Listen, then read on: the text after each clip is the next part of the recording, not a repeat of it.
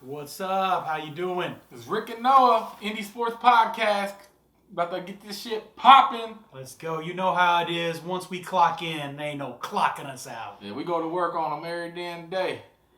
Let's start this by announcing a little beers that I'm drinking. I'm drinking a Artesian Ale Imperial Stout Cherry Bomb. Ooh, I got the Dirty Little Freak. You know it's dirty when the E is upside down. Fuck with it. You know what I'm saying? If anybody knows them, tag them up. You know, this shit's kind of decent.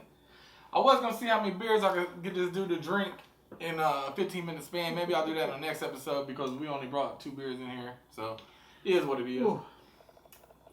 Pretty tasty. All right, man. I'm going to hit your first topic, man. What's up with the NBA with all these players being out right now, man? Dropping like flies. I don't see any issues. It's just basketball. It's the season going on. It's what it is. I mean, if you're listening to LeBron James and his ways of crying that he knew the players were going to get hurt or whatnot, I still read a stat somewhere that, a few years ago, it was like 2 years ago, they had the same amount of injuries as they have now. Yeah, it's just more now. It's like key name guys. Very key name guys, yes. Yeah, and so with being feedbacking off that, or piggybacking off that, what do you think about the Chris Paul COVID thing? How do you think that's going to play out? My question is, isn't it how funny that Chris Paul has to go through protocols and LeBron? Oh, never mind.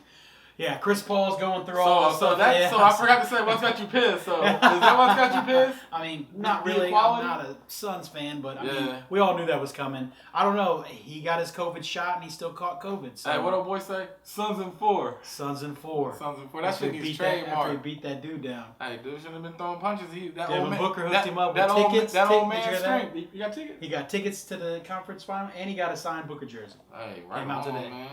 Hey. Get him with the hockey move. But you see him why he did? You watched the full video today? I just saw him do a sucker punch. I didn't see the whole video. No sucker punch. He poured beer on him first. The other guy did? Yes. Yeah, Came out today. Someone had a video of it starting. Guy was sitting down talking, minding his own business. I mean, they were going back and forth arguing, and then the guy wasn't paying attention. Guy had a full can of beer, just poured it on him. That's what started the whole fight. That shit crazy.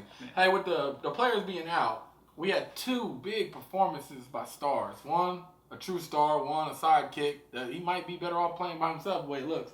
So break them 2 games down. The KD 49-point killer. The Durantula. The killer. And the Paul George being the real PG-13. The real playoff P out of nowhere. What happened, Milwaukee?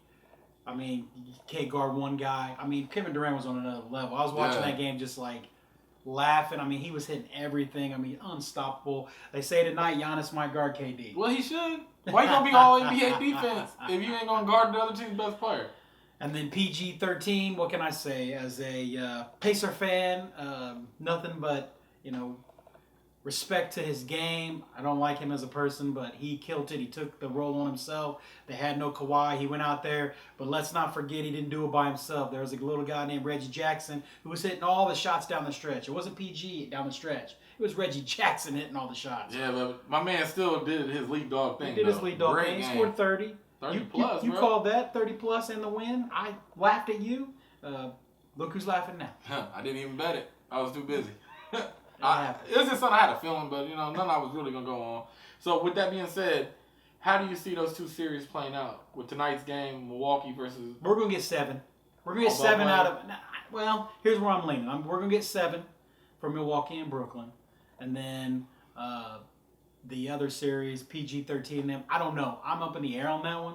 My gut is telling me that the Jazz are not good enough. You was whispering in my ear, so I'm listening to you now. Yeah. And they might win that in 6. And I'm also still going with my original bet, Atlanta in 6. Remember, I called it here. I said Atlanta was going to take it in 6. And you said you didn't see it that way. They said I saw something on like ESPN probably like a month or 2 ago. Somebody had bet $100,000 that Atlanta was going to come out the East, and it paid out like something real fucking crazy. Hey, did you see the betting that night when they were down 30? It was like plus 6,500. Threw $10 on there, won $650. Someone threw $1,000 on there, and they win $6,000. Oh my god. Yeah. But this is the only thing I fear about this. If for some reason the Clippers can win this series and then say they can beat Phoenix. No. I'm just saying. No. I'm just saying. This is what I fear. Then we'll get like a 4-0 sweep probably if it's Brooklyn. Brooklyn and Phoenix? No, Brooklyn. If it was Brooklyn and the Clippers, I just don't want that. You know what I'm saying? It'd probably 4-0 sweep if it's Phoenix and the Clippers. No, that's what it should be. I think Phoenix is gonna sweep either one of them teams probably. True. Phoenix is definitely the going real to be. deal. And Phoenix So might be able to be, my bad. Phoenix might be able to beat Brooklyn straight up. Well, I was going to say, so do we say the winner of the Brooklyn-Milwaukee series is going to the finals? Do they automatically get, you don't think, you think Atlanta doesn't have any shot at all beating those teams? Atlanta could get hot, but I never really thought Philly was that good. You know, I mean, come on. Ben Simmons needs to make his free. I mean, how? This is getting ridiculous. Like, Atlanta's he's tough. worse than Shaq. This right here reminded everybody was like, damn, the Knicks can't play playoffs. Well, maybe Atlanta was just that good. You know what I'm saying? So everybody need to chill in New York, add a couple things, and then we'll go from there. So I'm with you on that. I think it's going to come down to Phoenix and probably Brooklyn, realistically, unless Milwaukee can just get these dudes when James Harden's still rusty and shit. But with all these coaches dropping now, man, just like the players is hurting. There's so many fucking coaches losing their job, man. It's like a carousel. Just what's the best job out there right now? Probably Dallas, man.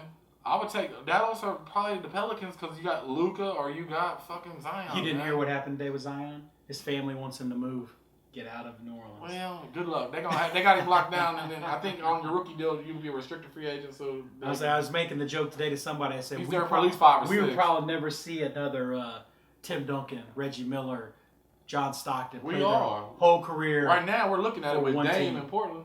Nah, he's gone. He wants out. I mean, but it takes 2 to tango. He wants out. They're already making trade offers like crazy right now. They're everywhere. And he asked for Jason Kidd, and Jason Kidd was like, "Nah, I want to go to Orlando." So, well, who do you think was the best option? If Zion don't want to be there, then Pelicans is right there. No, Dallas. You name it, Dallas. They got Luka. They got a star, Portland, a superstar. Yeah.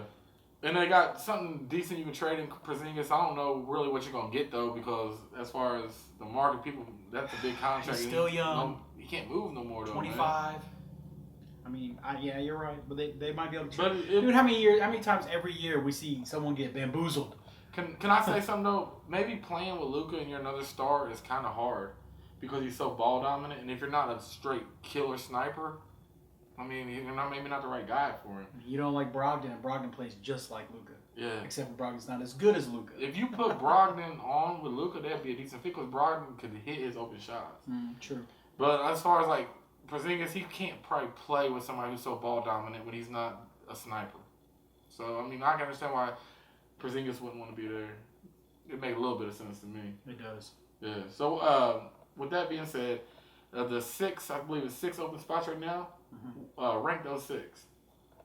I know. There's Orlando, Pacers, Dallas is 1. Portland. Pelicans is 2. Portland will go 3. And who's the other one? Is it Minnesota? No, Washington.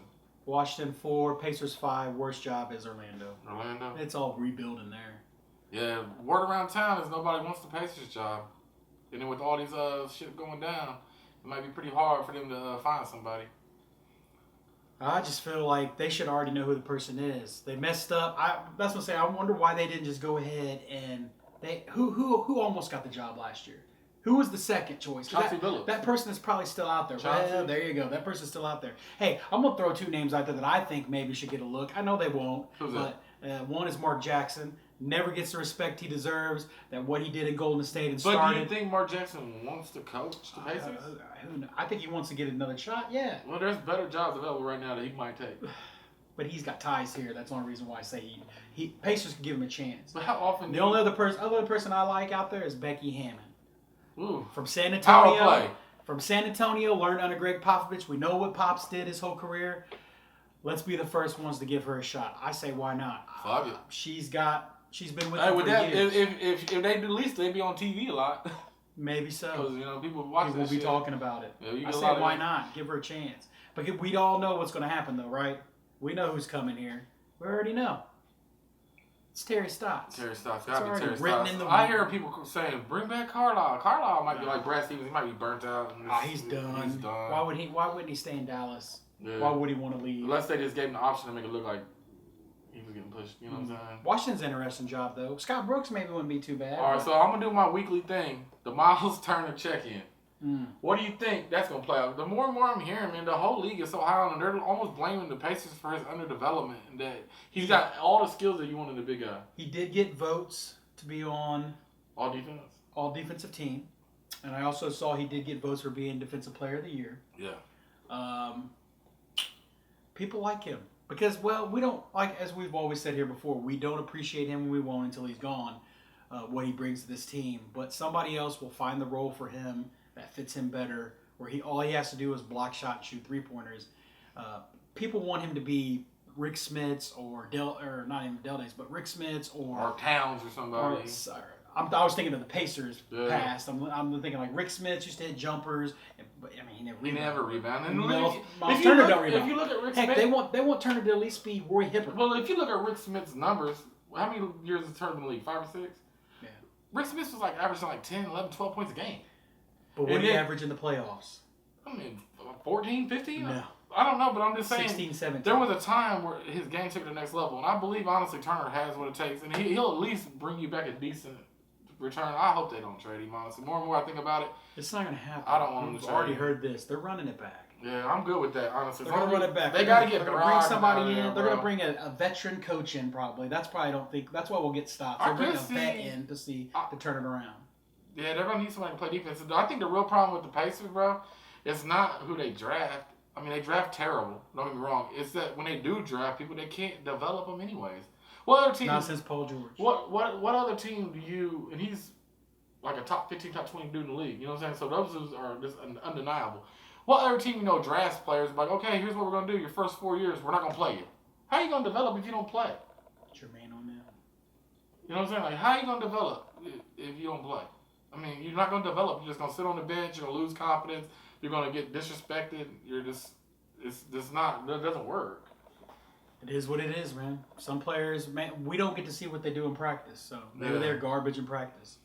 They're not learning the offense and maybe so. Stuff like that. But I mean, every player they draft is garbage in practice. Maybe so. Maybe so. We called them garbage when they got drafted. Very true. So I guess trash is gonna be trash.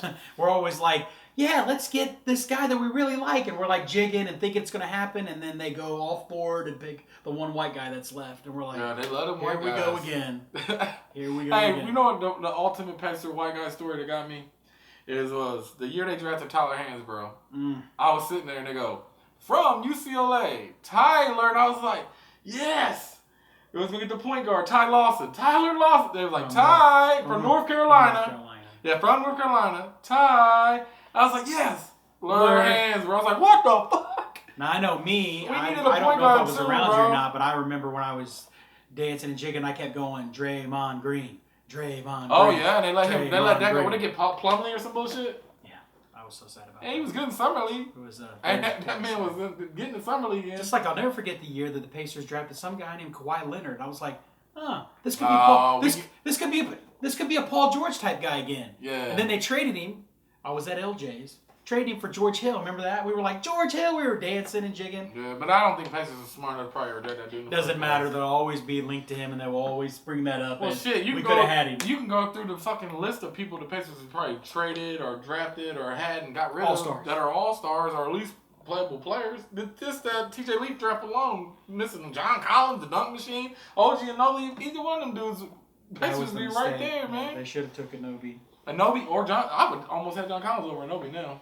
But we don't have a point guard. It just shows you the GM doesn't know what he's doing. But yeah, the whole team. They'll keep riding the wheels to come. Hopefully, this is Ryan Grigson, Chuck Pagano 2.0. First Grigson was gone, then Pagano. So then hopefully next year Pritchard's gone because they run it back. I don't see anything different happening. But we're Indiana. We love mediocre. Yes, sir. That's our thing. Just be average and get that TV money. I believe. Because we're not gonna get a lot. So check me out on this. I'm gonna swing off that, but I want to give dude a shout out right here. In the last 3 or 4 days on his pick 'em, them turbo picks, man, he went 7 of 7 one day, 6 of 8 yesterday. I think 7 of 8 the day before, 6 of 6 the day before that. Oh my God, he's 2 for 2 today. 2 for 2 so far. He just in here raking up that dough, man. Like, if you need good picks, tune into the page, man. Like, he's out here daily dropping dimes, and my thing is he'll give me the picks and I'll put them in. And I'll change one. I'll change one of them motherfuckers up, and then fuck. Shout out to my brother Clint for doing the same. But yeah, man, I'm gonna go ahead and end this the NBA one today. We're gonna shoot a football one like right after this shit. And we'll keep this Facebook Live rolling, and then I'll go through and check on this shit. But you know what it is, Rick and Noah, baby. Noah, baby.